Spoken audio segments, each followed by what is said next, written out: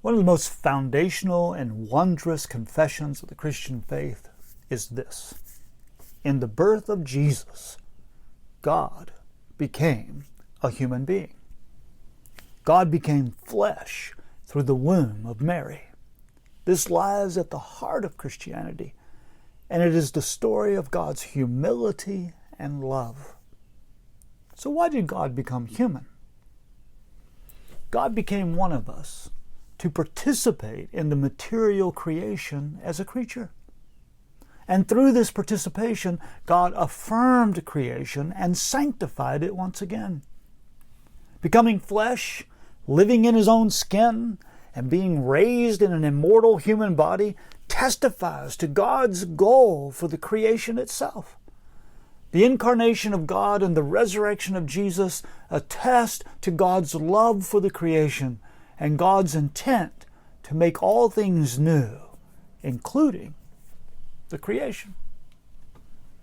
God became one of us in order to unite God and humanity. Human beings were created in the image of God, and therefore there is an embedded similarity between God and humanity. While the union brings together the infinite and the finite, we were designed to be like God and share in the communion of the triune God. The incarnation is the actual union of God and humanity in the person of the Son. And through that union, God and humanity are enabled to share life together in a wondrous intimacy. God became one of us in order to reveal God to us. The life of Jesus tells the story of how God would act as a human being. In Jesus, we see who God is, how God behaves, and how God relates to people. We see God when we see Jesus.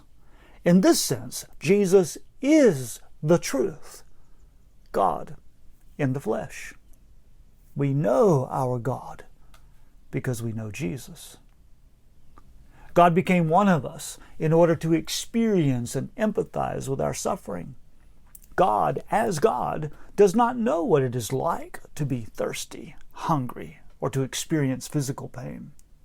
God in Jesus, however, experienced all of these human frailties. In this way, God became empathetic with us through Jesus. God in Jesus is tempted like us and dies with us. God fully knows us, not just in God's head, but also existentially and experientially in a human life. God became one of us in order to redeem us through the sacrifice of God's own life in Jesus. As the one who is both God and human, Jesus is the mediator between God and humanity. God became human so that as a human being, God might suffer death as an act of divine self-substitution. God as a human experienced the wounds and stripes of our sin. And in this way, Jesus, as God in the flesh, confronted the powers of evil and defeated them through his obedience to the will of the Father in the power of the Spirit. The incarnation is not simply a necessary condition for the cross. It is much more. Through the incarnation, God becomes part of the creation, unites God and humanity in the person of Jesus, reveals God's identity, empathizes with our suffering, and redeems us through the cross. Without the incarnation, God is not fully and truly with us. Jesus, whose name means the Lord saves, is also called Emmanuel, which means God with us.